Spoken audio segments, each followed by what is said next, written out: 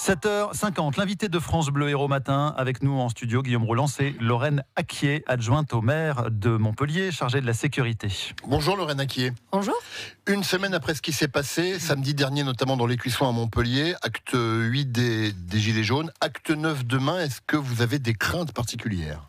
Alors ce qu'on a observé samedi dernier n'avait plus rien à voir avec les revendications et le ras-le-bol des Gilets jaunes. Ce qu'on a observé samedi dernier, ce sont des individus déterminés à casser la ville ou à se confronter de manière très violente avec les forces de l'ordre. Alors, effectivement, on est préoccupé. Ce qu'on n'avait jamais observé à Montpellier jusqu'à présent dans le cadre du mouvement des Gilets jaunes. Ce sont des individus au profil qu'on avait pu déjà malheureusement observer, par exemple dans le cas du carnaval des Gueux, ou lors des dernières manifestations sur la loi travail. Et c'est bien pour ça que dès le début de la semaine, Philippe Sorel a écrit au ministre et au préfet pour que tout soit mis en œuvre ce samedi, donc demain, pour que l'ordre public soit maintenu ou en tout cas rétabli si ça devait déborder. Est-ce que ça veut dire que le mouvement des Gilets jaunes a changé de nature à Montpellier ? Vous avez demain 2 manifestations déclarées, une manifestation des femmes gilets jaunes et une manifestation des motards en colère. Je crois qu'il ne faut pas mélanger les revendications qu'il faut savoir entendre, les revendications légitimes de nos concitoyens. Mais le fait que ça se radicalise, ça vous inquiète ça ou pas ?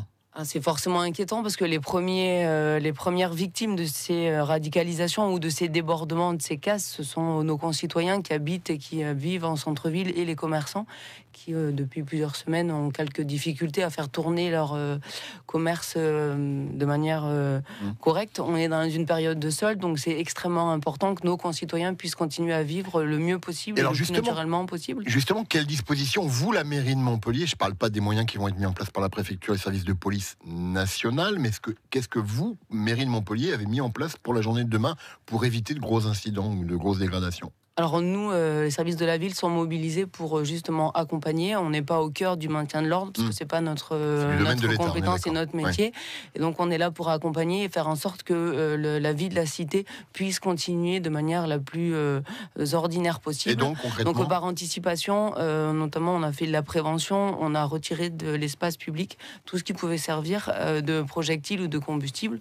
Les sapins que tous les Montpelliérains ont déposés dans les bacs prévus pour, on les a retirés. On retire un certain nombre de bacs à ordures, on retire les barrières de chantier. Pour ça, on travaille vraiment en collaboration avec les entreprises elles-mêmes. On a fait le point avec les services de la voirie, de la propreté, les services d'affaires commerciales de la ville, la police municipale qui est mobilisée pour faire de la prévention auprès des commerçants aussi. Et demain, on sera mobilisé sur tout ce qui est question de circulation. Parce que quand vous avez un point noir au cœur de l'Écuisson, la circulation autour est impactée. Donc on est là pour réorganiser, puis pour réagir si dans la journée, on va s'adapter au fur et à mesure de la journée, voir ce qu'il en est. Lorraine Acquier, en fin de matinée aujourd'hui, vous tiendrez une conférence de presse destinée à présenter les dernières mesures, nouvelles mesures en matière de sécurité en général, pas seulement Gilets jaunes, à Montpellier, avec notamment, on l'a vu, un renforcement de la police municipale ces dernières années. D'abord, est-ce que ça va continuer ? Est-ce que vous allez continuer à embaucher de nouveaux policiers municipaux ? Alors, la conférence de tout à l'heure, effectivement, c'est pas du tout pour parler des Gilets jaunes, mais c'est pour faire le point sur tout ce qu'on a fait depuis 4 ans et les dernières mesures. Effectivement, depuis le début du mandat, on a recruté 50 policiers municipaux. Et ça, ce lancement, on l'a fait dès qu'on est arrivé. Cette procédure Ils sont 183 aujourd'hui, Ils sont 183, ouais. C'est la 6e police municipale de France. C'est suffisant ? C'est suffisant ou pas ? En tout cas, c'est un effort que peu de communes ont consenti de manière aussi importante dès le début du mandat. On a aussi doublé le parc de caméras de vidéosurveillance. On est arrivé, il y en avait 145. À la fin de l'année, il y en aura 301 caméras. Donc on a doublé en un mandat ce que les autres avaient fait en deux mandats. On a également un partenariat qui est en train d'être mis en place avec la TAM pour passer à 650 caméras. Donc sur l'ensemble du mandat, au début du mandat, on est arrivé... Caméras à l'intérieur du tramway ? Des caméras à l'un des caméras du tramway, ouais. Donc on va passer de 145 quand on est arrivé à 650 caméras pour pouvoir nous permettre de gérer au mieux la ville. Donc je pense que c'est un effort considérable.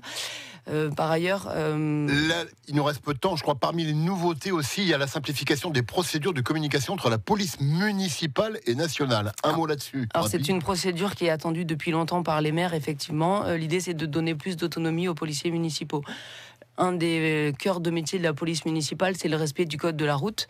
À Montpellier, par exemple, la brigade moto, elle fait plus de 800 contrôles par an. Et ça représente aussi les échanges sur les fichiers permis de conduire, immatriculation. 80% des échanges qu'on a tous les jours entre la salle de contrôle de la police nationale et le centre de commandement de la police municipale. Donc l'accès aux fichiers directement des permis de conduire et des immatriculations va permettre aux policiers municipaux d'être autonomes sur le terrain. Et aux policiers plus avoir nationaux, à demander à un policier national, par exemple, des renseignements sur un individu. Le policier national pourra s'occuper de ce qui relève de la police nationale et nos policiers seront autonomes sur le terrain.